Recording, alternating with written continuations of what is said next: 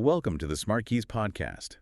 Imagine arriving at the office on a Friday afternoon, looking down at your completed to-do list, and realizing you didn't have to put out, a single fire all week. It sounds a bit like science fiction, honestly. Right. Because in today's business culture, it is incredibly common to measure our productivity by, just how completely exhausted we feel at the end of the day. Yeah, the old, if your brain is fried, you must be a high performer myth. Exactly. Mm-hmm. But today, we are taking a deep dive into a framework that completely dismantles that myth. We're exploring this fundamental shift from reactive to proactive work. And we're doing this guided by the insights of Felix Römer. Yes. Felix is a founder with over 15 years of hands-on experience in e-commerce and digital marketing. He really uses that background to dissect SaaS innovation, business efficiency, and basically the future of work. And what we are really doing today is deconstructing that fire drill mentality. Yeah. Because for anyone operating in a modern, fast-paced professional landscape, you are bombarded with external triggers from the literal moment you log on. Ping after ping. Just non-stop, right? So the mission of this deep dive is to explore exactly why operating at the mercy of those interruptions is an economic and, frankly, an operational disaster for a business. The underlying argument here is that setting firm, unshakable priorities is really the only mechanical way to manage stress and deliver high-quality results over the long term. It's about taking back the steering wheel. Yeah. So for you listening right now, consider this an insider conversation designed to help you reclaim your cognitive bandwidth. Yeah, if you constantly feel like your inbox or your clients or your Slack channels are dictating the trajectory of your career, we're going to explore the exact architecture you need to protect your focus. And genuinely stay ahead. But to restructure a workflow, we first have to diagnose the pathology of how we are currently working, right? Right. We have to clearly define the psychology and the mechanics behind these two very distinct modes of operation. So let's examine the default mode for most professionals. Yeah. The reactive state. I mean, this goes way beyond just occasionally answering an email out of turn, doesn't it? Oh, absolutely. It does. Reactive work is it's a fundamental operational stance where external triggers just dictate your actions. You're constantly at the mercy of everyone else. Exactly. You are responding to urgent messages the second they arrive, dropping everything for sudden walk-ins, pivoting your entire day around surprise incidents. Yeah. The defining characteristic of a reactive workflow is that it starts in the inbox and ends in cognitive depletion. You spend your finite energy reacting to the shifting demands of others. Which means your own strategic goals are perpetually stalled. Right. And there is a psychological trap here, too. Oh, the hero complex. Yes. Firefighting feels productive in the short term. It gives you a quick dopamine hit when you resolve an immediate crisis. You swoop in, fix the broken code, or soothe the angry client, and you feel essential. But on a systemic level, it's like a computer's RAM. That's a great way to look at it. Right. Like if you have 40 heavy applications running at once, your computer isn't actually accomplishing more. It is just frantically reallocating memory from one program to the next until the system overheats. And you get the blue screen of death. Exactly.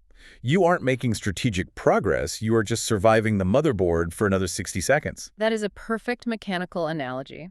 That reallocation of memory is what we call context switching in human cognition. And it takes a toll. A massive toll on output quality.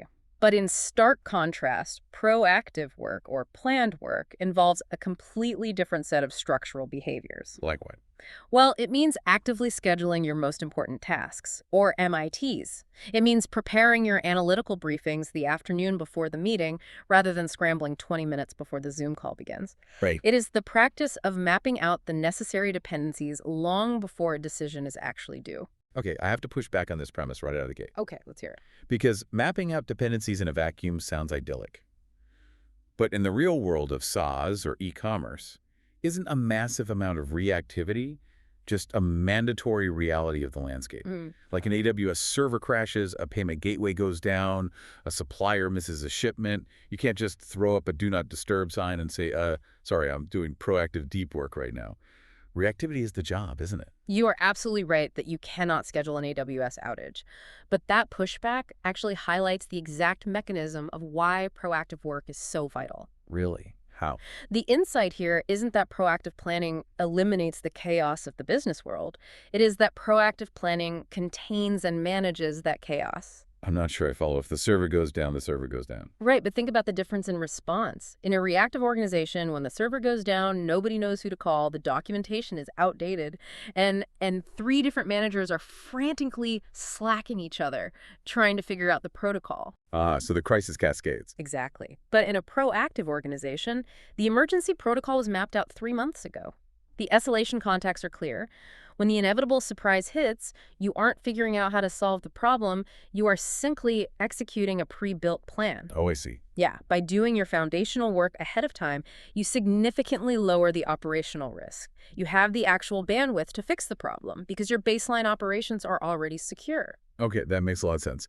So if we are bleeding cognitive RAM by constantly running in reactive mode, the obvious question becomes, well, how do we stop the bleeding? Right. Because it is one thing to mentally agree that we need to plan better, but it's another thing entirely to sit down at a laptop on a Tuesday morning and actually change your behavior. Yeah, the transition from theory to practice relies on very specific tactical shifts, starting with what is referred to as the weekly audit. A weekly audit. Yes. And this isn't a vague reflection, right? It is a clinical weekly habit. First, you identify your top 3 outcomes for the week. Just 3. Because if you have 20 priorities, you have no priorities. Exactly. And the next step of this audit is where I think the real magic happens. You have to comb through your recent days and explicitly flag your recurring fire drills. That categorization is paramount. When we are caught in the weeds, we view every crisis as a unique anomaly. But when you audit your time, you start to notice patterns. Like the same things breaking over and over. Yeah. If a specific type of client escalation or a specific supply chain hiccup is happening every single Thursday, it is no longer an unpredictable emergency. It is a predictable systemic failure in your workflow. That reframing is huge. A recurring fire drill isn't bad luck, it's a broken pipe. A broken pipe, exactly. You don't just keep grabbing a bucket, you fix the plumbing. Exactly. And the final step of that audit is visually tagging your calendar tasks as either planned or reactive. Once you see the true ratio of where your time goes, you can implement the next tactical shift. Time blocking your MITs. This involves carving out dedicated morning slots reserved entirely for deep work. But, and this is key, there is a crucial, rigorous parameter attached to this practice. Just having a done definition. Yes. Every single blocked slot must have a single objective and a crystal clear done definition. I cannot stress enough how much I love the concept of a done definition. It is the exact same mechanics as a GPS. How so? Well, think about how many times you block off 2 hours on your calendar for, quote, project work. That is the equivalent of getting your car, hitting the gas, and just driving around your neighborhood hoping you eventually arrive somewhere productive. Just burning gas. Exactly. But a done definition is entering a specific address into the GPS before you put the car in drive. Like, by the end of these 2 hours, I will have the final financial projections fully modeled and emailed to the client. You know exactly when you have arrived at the destination. It fundamentally rewires your psychological approach to the task. You are moving away from open-ended, exhausting effort and toward targeted, measurable completion. But defining the work isn't enough, is it? No, you have to aggressively defend that time block. This means utilizing your digital status messages and calendar privacy to actively signal your unavailability to the rest of the company. But hold on, individual boundaries are completely useless if your company culture punishes you for raising the drawbridge. That's true. Like, if a manager demands a 5-minute response time on Slack, all that brilliant time blocking goes right out the window. Scaling this across an entire business requires structural changes, not just personal habits. That is the critical pivot. If you want an entire organization to move from reactive to proactive, individual habits are merely the foundation. You have to construct structural moats around your team's focus. Moats? I like that. Yeah, you have to leverage systems, workflow automations, and targeted external partnerships to permanently remove friction from the day-to-day operations. Let's look at communication first, because that is where the most friction lives. The framework suggests batching messages into 2 or 3 specific windows a day, right? Yep. And implementing internal SLA service-level agreements for platforms like email and Slack. The economics of an internal SLA are profound. An SLA establishes a reliable, agreed-upon turnaround time for communication. Because right now, the expectation is usually immediate. Yes. In most companies, the unspoken expectation is that every single ping demands an instantaneous reply, which keeps everyone in a perpetual state of low-level anxiety. Totally. But by formalizing an agreement that routine messages will be reviewed and addressed during designated batching windows, say 10 a.m. and 3 p.m., you instantly sever that drip feed of interruptions. You give your team permission to disconnect and focus. But this methodology extends far beyond just tweaking Slack notifications, doesn't it? Oh. The real-world application involves bringing in specialized partners to handle predictable friction points. Yeah. A prime example highlighted in the text is partnering with occupational healthcare providers. Right. Specifically, they look at proactive work health services located in Garden Grove. Occupational health and HR compliance are notoriously massive sources of unpredictable fire drills. Oh, I can imagine. When a new hire's background check is delayed, or an employee requires a physical capability assessment, or someone needs urgent orthopedic care, it usually triggers a cascading logistical nightmare for management. And so the solution is? The solution is integrating with a specialized clinical partner, like the one in Garden Grove, which offers comprehensive services, everything from pre-employment screenings to physical therapy and telemedicine, all under one umbrella. So mechanically, how does a company actually integrate a clinic like that to stop the firefighting? It centers entirely around the technology of an employer portal. Instead of managers trading dozens of frantic emails with a clinic trying to track down paperwork, the clinical partner sets up a secure, unified portal. Oh, nice. Yeah, so when a candidate takes a drug screening, the results populate instantly into that dashboard. There are no bottlenecks. Furthermore, if you sync that portal directly with your company's internal HR software, you create a single, unassailable source of truth. Right, so the data is just there waiting for the manager before the manager even needs to make the hiring decision. Exactly. And consider the telemedicine aspect. If an employee has a minor health concern or needs triage, routing them through integrated same-day telemedicine gets them immediate clinical advice. Which prevents a minor solvable issue from snowballing into an emergency room visit and a 3-week operational absence. Exactly. It contains the disruption. Okay, I have to play the skeptic again here. Go for it. Because I am putting myself in the shoes of a department head listening to this. I am already drowning in reactive work. Sure. Now, I am being told I need to define internal SLAs, completely overhaul my communication culture, and integrate an external occupational health portal into my HR software. Doesn't this create a massive mountain of upfront administrative work? Uh-huh. Where is the ROI on that burden? That is the central paradox of proactive work, and it is the exact reason why most companies never escape the whack-a-mole cycle. Because it's hard at first. Yes. Templatizing an onboarding checklist, mapping out an API integration for a health portal, or negotiating internal communication rules requires a significant, heavy lift up front. But that initial investment fundamentally standardizes professionalism across your entire organization. You're saying you build a machine once, so you don't have to carry the water by hand every single day. Precisely. You are trading a short-term administrative push for a permanent structural reduction in context switching. Because once that portal is integrated, you never have to manually chase down a screening result again. Right. And once the SLA is established, you never have to field a frantic, "Did you see my email?" message again. The long-term return on that initial time investment is exponential. So let's zoom out and look at the ultimate payoff. We've mapped the psychology, we've set our done definitions, we've built the communication modes, and we've integrated the portals. Yeah. What is the actual measurable impact of this shift? How does this guarantee that a professional stays ahead of the curve? It all routes back to the elimination of context switching. When you remove the friction, when an employee isn't jumping between a deep work analysis, an urgent Slack ping, and a clunky HR login, their concentration deepens significantly. Makes sense. And protected concentration is really the only reliable engine for high-quality outcomes. Furthermore, operating this way cultivates a fundamentally calmer corporate environment.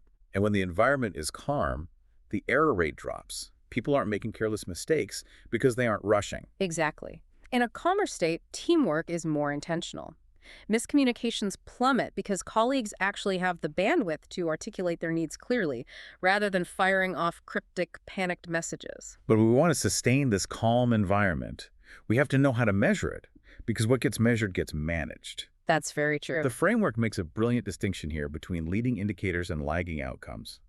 It argues that we need to measure our success strictly by counting our completed deep work blocks. Focusing on lead indicators is the key to behavioral change. It is exactly like trying to get in shape at the gym. A lagging outcome is stepping on the bathroom scale every morning. Right. The scale only tells you what happened in the past. It's the result of your previous actions. You can't directly control the number on the scale in that exact second, and just staring at it doesn't burn any calories. Definitely not. But a lead indicator, that is tracking how many times you actually went to the gym and lifted weights this week. Going to the gym is an input you completely control. Yeah. Tracking deep work blocks is tracking the inputs. If you guarantee the inputs, if you protect those blocks fiercely, you mathematically guarantee the long-term output. That is a phenomenal way to visualize it. You are verifying the proactive process itself. And to ensure those lead indicators don't slip, you have to reinforce them with team rituals. Like what kind of rituals? We are talking about implementing short, hyper-focused daily stand-ups to align priorities. We're talking about strictly enforcing no meeting mornings. Oh, people would love that. Yeah. These rituals act as an organizational shield. They ensure that even when external timelines compress and the pressure rises, the team's default operating system remains focused and reliable. It transforms focus from a luxury that you have to fight for into the default setting of your entire day. It does. Which brings us to the ultimate practical takeaway of this entire methodology.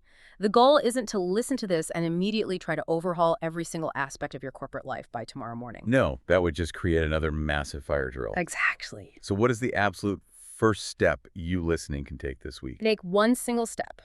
Look at your calendar, pick one block of time, assign it a done definition, and fiercely protect it. Just one. Yeah. Or identify one recurring fire drill and build a template to solve it. Or tighten up one single communication SLA with your immediate team. The objective is to initiate momentum, because these small structural changes compound rapidly, transforming chaotic survival into strategic, calm execution. Which leaves us with a final, slightly provocative thought for you to mull over as you transition into your next task. Okay. I want you to open up your digital calendar and look closely at the visual layout of your time for the next 3 days. Look at the blocks of color. Does that layout actually reflect the strategic priorities you claim are important? Or does it look like a highly customized map of other people's emergencies? That visual is the ultimate diagnostic test. It tells you immediately whether you are driving your business or your business is driving you. It absolutely is. Thank you so much for tuning in to the SmartKeys podcast. If you are ready to start playing whack-a-mole and start reclaiming your bandwidth, we highly encourage you to read Felix Römer's full article. It's a great read. You can find the link right down in the show notes. And please hit that subscribe button to the podcast so you never miss an insight on how to build a smarter, more resilient career. Until next time, protect your focus.